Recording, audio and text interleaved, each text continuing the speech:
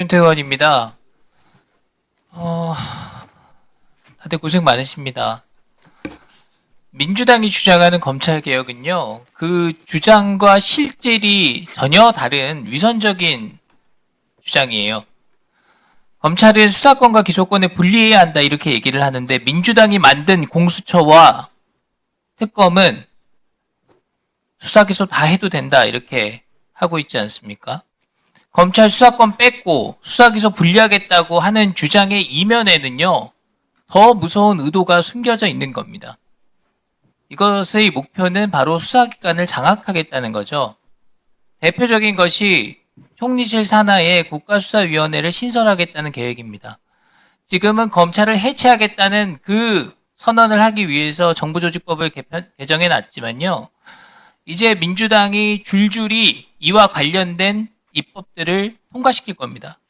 그 중에 대표적인 이 국가수사위원회 신설에 관한 입법의 내용을 한번 살펴봐 주십시오. 국무총리 직속의 국가수사위원회를 신설한다고 하는 겁니다. 그리고 그 밑에 중대범죄수사처, 그 다음에 공수처, 경찰청, 해양경찰청 모두 그 아래 두고 마음대로 주무르겠다고 하는 거예요.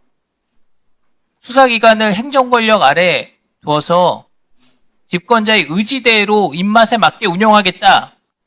이것이 지금 민주당의 의도인 겁니다. 그런데 국가수사위원회를 어떻게 구성하는지를 한번 살펴보십시오. 국회에서 4명을 선출한다고 하는데 최소 2명 이상을 추천하겠죠. 대통령이 4명을 지명합니다. 그리고 추천위원회를 구성해서 3명을 지명하는데 이 추천위원회라는 것이 전부 다 정부 인사들 위주로 이루어진 겁니다. 그러니까 야당에서 최대 2명을 추천한다 하더라도요. 11명 중에 9명을 정부 여당의 입맛에 맞게 위원 구성을 하겠다는 겁니다. 그리고 이 국가수사위원회에서 온갖 통제적인 수단을 발휘하겠다는 겁니다. 다음 장 보여주시죠. 내용이 나와 있습니다. 수사 사무에 대한 감사를 하겠답니다. 수사 사무 담당 공무원의 비위 사건에 대한 감찰을 하겠다고 써 있습니다. 송치 또는 불송치된 사건의 수사 적법성, 적정성 들을 평가하겠다는 겁니다.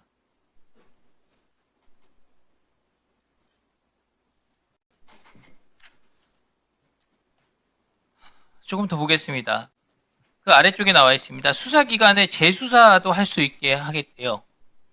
그 다음에 다른 수사기관에 그 사건을 이첩해서 수사하게 하거나 검사에게 송치할 것을 명령할 수도 있다고 합니다.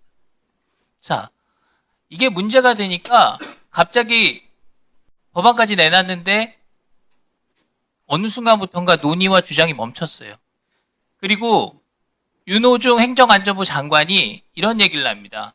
국가수사위원회 신설하지 않는다. 중수청만 설치하겠다. 보도가 됐습니다. 저는 거짓말이라고 생각합니다. 윤호중 장관이 이걸 아무리 추진하려고 해도 민주당에선 이거 그대로 통과시킬 겁니다. 지켜보십시오.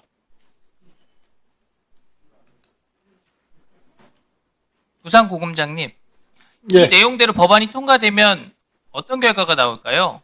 받아들일 수 있는 수준의 내용입니까? 제가 구체적으로 법안을 잘 모릅니다. 제가 소개해드렸습니다. 잘 저 내용이 통과된다고 전제하고 의견을 주십시오. 좀 곤란한. 제 말이 틀림없어요. 저도 그러면 나오신 김에 일독하고 들어가십시오, 다들. 다음 장 보여주세요. 자, 보십시오. 이게 위원회만 있는 게 아니에요. 위원회를 떠받는 사무처가 생기는 겁니다. 이 사무처 조직이 실질적인 실무를 담당하겠죠. 여러 수사 사건들을 종합 정리하고 보고하는 시스템을 갖출 겁니다. 검토 보고도 할 거고요. 이거 의결해야 됩니다. 안건도 정하고 계속 뭔가를 만들어낼 겁니다. 그런데 이 사무처의 처장 대통령이 임명합니다. 그리고 전 저런 조항을 왜 넣는지 모르겠어요. 어차피 다 대통령이 임명하는데 5급 이상 공무원 또는 고위공무원단에 속하는 일반직 공무원은 위원장의 제청으로 대통령이 임명.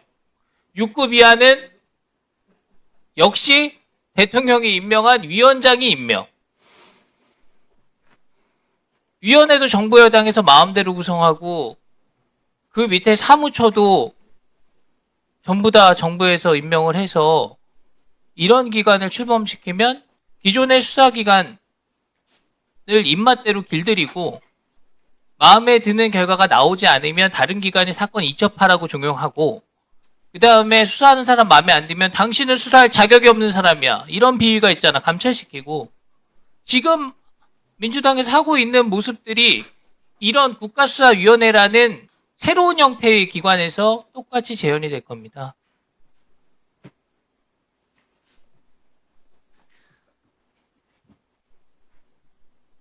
검찰 조직 내에서 위기감을 갖고 마지막으로 정의로운 목소리를 내주시길 기대하는 마음으로 말씀을 드렸습니다. 다음 장 보여주시죠. 이거는 꼭 말씀드려야 되겠습니다. 부동산이요. 지금 이재명 정부가 발표한 부동산 정책 놓고 말이 많습니다. 전세 마르고 일시적으로 가격 억제해놨다가 나중에 폭등할 겁니다. 그리고 내 집도 정부의 국가의 허락을 받고 사는 그런 시대가 될 겁니다. 통제국가로 가는 겁니다. 부자나 외국인들만 살기 좋은, 더 잘 살게 되는 그런 정책이 될 겁니다. 그런데 이게 지금 문재인 정부 때 정책을 그대로 답습하고 있다는 비판이 나오고 있습니다. 그런데 문재인 정부 때 28번의 부동산 정책을 손질하면서 시장 엉망됐잖아요. 서민들, 청년들 집 사고 싶었는데 사지 말라 그래서 안 사고 집값 폭등해가지고 생활고 겪고 피눈물 난 사건이잖아요. 근데 그거를 국가가 개입해서 통계를 조작했다는 거 아닙니까?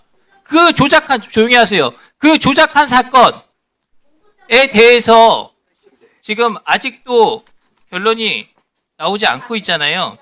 이게 지금 통계법 위반을 하고 있는데 3년 이하 징역 3천만 원 이하 벌금입니다. 이거 국가범죄고 사기 사건입니다. 조용히 좀 하세요. 대전지검에서 담당하고 계시죠? 대전지검에 나와 계신가요? 이따 다시 여쭤볼게요.